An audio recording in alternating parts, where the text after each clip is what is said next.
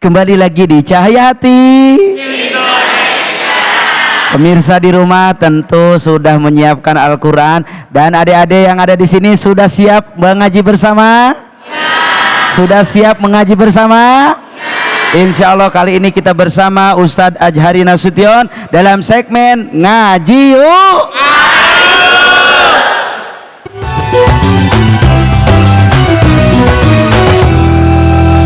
Silahkan guru. Terima kasih Ustaz. Bismillahirrahmanirrahim. Assalamualaikum warahmatullahi wabarakatuh. Warahmatullahi wabarakatuh. Apa kabar semuanya, sehat?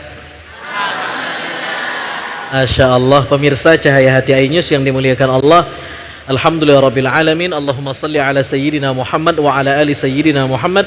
Allahumma fakihna fid din wa alimna ta'wil. Walhamdulillah Rabbil Alamin. Allahumma rahamna bil Quran. Semua. Waj'alhu lana imama wa nura wa hudan. Allahumma dhakkirna minhuma wa 'allimna minhu ma jahilna warzuqna ana al-layli wa atrafan nahar waj'alhu lana hujjatan ya rabbal alamin. Alhamdulillah. Masya Allah. Mudah-mudahan kita dapat keberkahan Al-Quran. Supaya dapat keberkahan Al-Quran, kali ini kita akan ngaji Al-Quran. Di segmen Ngaji Yuk kita akan tadabbur Al-Quran. Surah Al-Baqarah masih berbicara tema seputar Ramadan. Kita panggil qori kita untuk membacakannya di hadapan kita, dan kita simak sama-sama insya Allah. Fadhal, silahkan. أعوذ بالله من الشيطان الرجيم بسم الله الرحمن الرحيم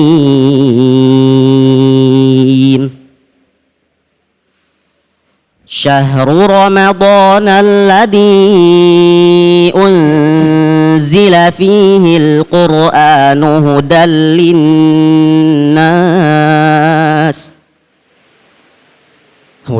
للناس وبينات من الهدى والفرقان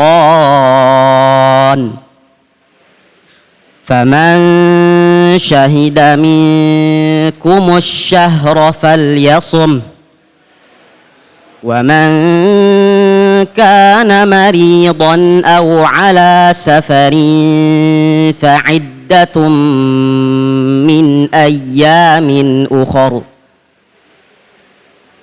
يريد الله بكم اليسر ولا يريد بكم العسر ولتكملوا العدة ولتكبروا الله على ما هداكم ولعلكم تشكرون. Allah. Sadaqallahul azim. Masya Allah. Suaranya sautun jamil, bagus banget. Ini nagam murattalnya ngikutin siapa nih? Sa'ad Al-Ghamidi atau siapa nih? Masya Allah. Namanya siapa, Mas? Lutfi Arif. Umur? 16. Kelas? 10.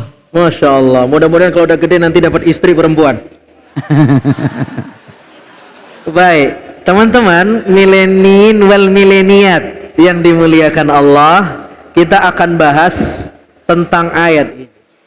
A'udzubillahi minasyaitonirrajim. Syahrul Ramadan alladzi unzila fihi al-Qur'an hudan lin-nasi wa bayyinatin minal huda wal furqan. Menarik sekali. Bulan Ramadan adalah bulan yang diturunkan Al-Quran, di mana Al-Quran diturunkan sebagai petunjuk hudan linnas buat manusia, wa bayyinat dan sebagai bayyinat minal huda wal furqan dan sebagai furqan. Pemirsa Cahaya Hati iNews yang dimuliakan Allah Subhanahu wa taala. Menarik sekali. Apa hubungan Al-Quran dengan Ramadan? Ayat ini seolah-olah ingin mengatakan begini. Di ayat yang pertama Allah bilang, ya ayyuhalladzina amanu kutiba alaikumus shiyam kama kutiba alal ladzina min qablikum la'allakum, diwajibkan atas kamu puasa. Itu poinnya, betul? Di ayat berikutnya Allah bilang ayyamam ma'dudat. Puasa yang dilakukan itu sudah ditentukan hari-harinya. Sahih? Betul? Ayyamam ma'dudat. Sudah tertentu waktunya. Dari 1 Ramadan sampai akhir Ramadan sebelum Syawal. Pertanyaannya, kapan ayyamam ma'dudat itu? Syahrul Ramadan, di bulan Ramadan. Oke? Lalu pertanyaannya, wa ma adraka ma syahrul Ramadan. Apa bulan Ramadan itu apa? Dijelaskan ayat ini, syahrul Ramadan allazi unzila fihil Quran. Bulan Ramadan adalah bulan diturunkan Al-Quran. Ini menarik sekali. Ayat ini tidak mengatakan begini. Coba perhatikan diksinya. Ayat ini tidak mengatakan syahru Ramadan alladzi unzila syahru Ramadan alladzi kutiba fihi as-siyam. Tidak. Ramadan adalah bulan yang di dalamnya ada kewajiban puasa. Tidak. Tapi Allah mengatakan, apa itu syahrul Ramadan? Syahrul Ramadan alladzi unzila fihil Quran. Apa kesimpulannya? Kalau ada yang bertanya, Ustadz, apa sih bulan Ramadan itu? Apa sih keutamaan Ramadan? Apa sih ciri khas Ramadan? Seolah-olah ayat ini menjawab, syahrul Ramadan ay syahrul Quran. Ramadan adalah bulan Al-Quran. Karena yang pertama dijelaskan Allah bukan puasanya, tapi Al-Quran. Syahrul Ramadan alladzi unzila fihi Al-Quran. Nanti penjelasan puasanya justru setelah menjelaskan Al-Quran. Lihat, tadi qari kita bilang, sama-sama, faman syahida minkumus syahra falyasum. Baru menjelaskan puasa. Tapi sebelum menjelaskan puasa, yang dijelaskan Al-Quran. Seolah-olah kalau kita bertanya, apa sih Ramadan itu? Al-mutabadir yang pertama terlintas di benak kita, di akal kita, di kepala kita, Ramadan adalah bulan Al-Quran. Itu poinnya tuh. Ramadan adalah bulan Al-Quran. Maka beruntung adik-adik di sini yang nyantri di Darul Quran Mulia, belajar Al-Quran, deres Al-Quran, ngafal Al-Quran, ngaji Al-Quran, termasuk pemirsa Cahaya Hati iNews. Ada di segmen ngaji, belajar tajwid, belajar maratibut tilawah, belajar tadabbur Al-Quran. Masya Allah, di bulan Ramadan. Bulan Ramadan, bulan Al-Quran. Sekarang pertanyaan kedua, kaifa nata'amal ma'al Quran? Bagaimana cara kita berinteraksi dengan Al-Quran? Ini kamu semua yang hadir di sini kan mondoknya di pesantren Al-Quran. Setiap hari nongkrongnya sama Al-Quran, ngobrolnya sama, tektokannya sama Al-Quran, gitu kan? Kaifa nata'amal ma'al Quran? Bagaimana cara berinteraksi dengan Al-Quran? Ada 4. Ada berapa? Ada berapa? Ada 4. 1 namanya tilawah. Tilawah, membaca Al-Quran. Baca. Bacanya pakai mushaf, walaupun sudah hafal. Tapi nanti kalau mau imtihan, ujian bil ghaib boleh. Mushafnya disembunyikan, sudah, setelah itu baca, boleh. Tetapi kalau mau berinteraksi dengan Al-Quran, yang pertama tilawah, baca, lihat mushaf. Apa bedanya? Kalau Anda lihat mushaf, yang dapat pahala bukan lisan Anda saja, tapi mata Anda juga dapat pahala karena melihat huruf Al-Quran. Kata Ali bin Abi Thalib, orang yang baca Quran lagi sholat, dia dapat 100 pahala. Kalau dia sholat dalam keadaan duduk karena dia sakit, baca Al-Quran, baca Al-Fatihah, dia dapat 50 pahala. Kalau dia baca Al-Quran, punya wudhu, 25 pahala. Kalau dia baca Al-Quran di luar sholat, tidak punya wudhu, 10 pahala satu huruf. Masya Allah, luar biasa. Apalagi di bulan Ramadan, dilipat gandakan oleh Allah Subhanahu wa Ta'ala. Jadi yang pertama, cara berinteraksi dengan Al-Quran apa? Tilawah, baca Al-Quran. Pemirsa di rumah juga begitu, baca Al-Quran. Yang kedua, cara berinteraksi dengan Al-Quran adalah tafahum. Apa itu tafahum?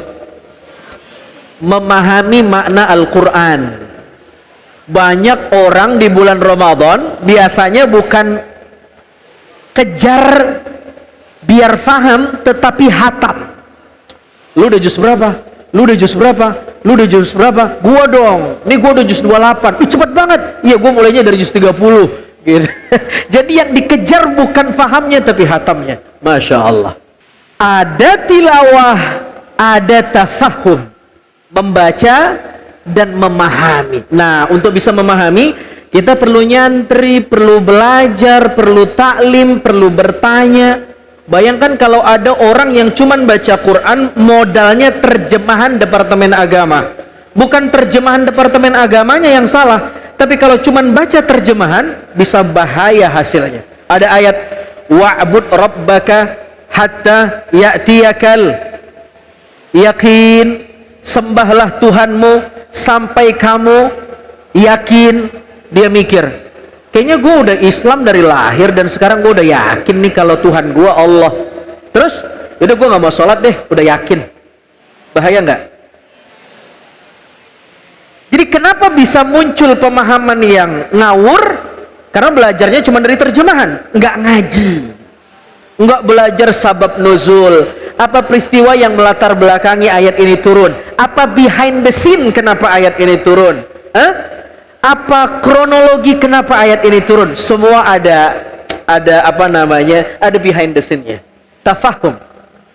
Yang ketiga, cara berinteraksi dengan Al-Quran adalah istihdharul qalbi.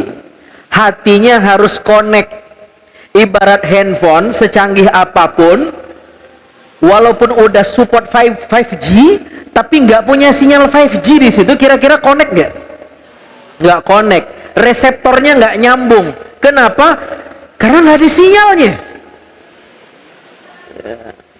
Kalau akses internet, loadingnya lama. Orang yang baca Quran tapi hatinya nggak connect, maka dia tidak tersambung dengan Al-Quran. Teman-teman yang dimuliakan Allah, pemirsa Cahaya Hati iNews yang dimuliakan Allah Subhanahu wa Ta'ala, ada cara, Ustadz, gimana caranya hati kita biar connect dengan Al-Quran? Begini caranya. Mau tahu nggak? Ada satu sahabat, ingat-ingat namanya ya, namanya Sabit bin Qais. Siapa? Siapa Sabit bin Qais ini? Sabit bin Qais ini unik, salah seorang sahabat Nabi SAW. Kalau dia baca Al-Quran, dia merasa ayat itu diturunkan untuk dirinya. Ini tipsnya. Jadi baper dengan Al-Quran itu boleh. Kalau kamu baca ayat, kamu harus baper dengan Al-Quran. Jangan baper sama omongan temen, jangan baper sama omongan orang, jangan baper sama omongan sahabat, tapi baperlah dengan Al-Quran. Gimana caranya? Setiap ayat yang kamu baca, bayangkan ayat itu diturunkan untuk kamu. Pasti kamu sukses baper dengan Al-Quran. Masalahnya kita kalau baca ayat-ayat yang isinya azab, kecaman, hardikan, kritikan, oh ini kayaknya buat teman gue nih. Begitu ayatnya tentang nikmat, air yang mengalir di bawah surga, kemurahan Allah, ini gue banget nih. Ini salah bapernya. Orang yang baper adalah setiap dia baca ayat, dia merasa ayat itu diturunkan untuknya. Dan itulah amalan Sabit bin Qais. Ada ayat yang pernah turun dalam suratil Hujurat ayat 2. Ayat itu ngomong begini, ya ayyuhalladzina amanu la tarfa'u aswatakum fawqa sautin nabi. Wahai orang yang beriman, jangan besar-besarkan suara kamu ngomong kalau di situ ada Nabi SAW. Ternyata ayat ini didengar oleh Sabit bin Qais. Dia merasa ayat ini turun untuk mengkritik suaranya. Karena Sabit bin Qais ini dulu di zaman Nabi kerjaannya sebagai seorang penyair, sebagai orang penyair. Karena dia penyair, oktav suaranya gede, ngebas, seperti MC, seperti host, pembawa acara, penyiar radio, suaranya enak didengar. Dan dia merasa ayat ini turun untuk mengecap suaranya. Jangan-jangan ayat ini turun buat saya. Apa yang terjadi? Dia nangis berhari-hari, nggak makan, nggak minum, nggak keluar rumah, ngunci pintu. Dan Nabi bertanya kepada sahabat, Aina Sabit bin Qais? Di mana Sabit bin Qais? Kenapa saya tidak melihat wajah Sabit bin Qais berhari-hari? Kata para sahabat, ya Rasulullah, Sabit bin Qais lagi galau, nggak keluar rumah, nangis. Gara-gara baru turun ayat yang engkau baca, dan ayat itu mengkritik orang yang suaranya besar. Dan kebetulan Sabit bin Qais punya suara ngebas. Kamu punya nggak teman yang suaranya ngebas di kelas?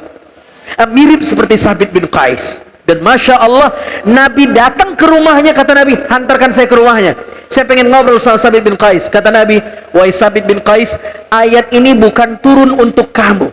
Kamu adalah orang yang mulia, kamu baper dengan Al-Quran, merasa ayat itu turun untuk dirimu, insya Allah kamu hidup mulia dan mati mulia. Benar saja ramalan Nabi. Sabit bin Qais akhirnya wafat dalam keadaan perang, mati syahid, berkat doa Nabi SAW, karena amalannya baper dengan Al-Quran. Masya Allah. Yang terakhir, Ustadz, bagaimana cara kita untuk memahami Al-Quran? Yang terakhir adalah istihda, membaca dengan konsisten, punya kesadaran. Kalau kita pengen di guidance, di drive, ditunjuki Al-Quran, dikasih hidayah. Inilah fungsi Al-Quran. Hudan, Al-Quran itu sebagai guidance, petunjuk hidup kita. Kalau kita membaca Al-Quran dengan 4 cara ini, insya Allah kita sukses berinteraksi dengan Al-Quran di bulan Ramadan. Dan ketika kita sukses berinteraksi dengan Al-Quran di bulan Ramadan, maka kita diberi label oleh Al-Quran. Lihat ujungnya, la'allakum tashkurun. Kamu dianggap sebagai orang yang paling bersyukur. Subhanallah. Allahumma arhamna bil Quran. Masya Allah, tabarakallah. Terima kasih guru kita Ustadz Ajhari Nasution yang begitu luar biasa, dengan wawasan seluas daripada samudra, mampu memberikan keberkahan, dan moga-moga ilmu yang beliau sampaikan ada manfaat buat kita semua. Amin ya robbal, amin ya robbal. Jangan kemana-mana, setelah ini kita akan doa bersama dengan para guru-guru kita. Tetap di Cahaya Hati.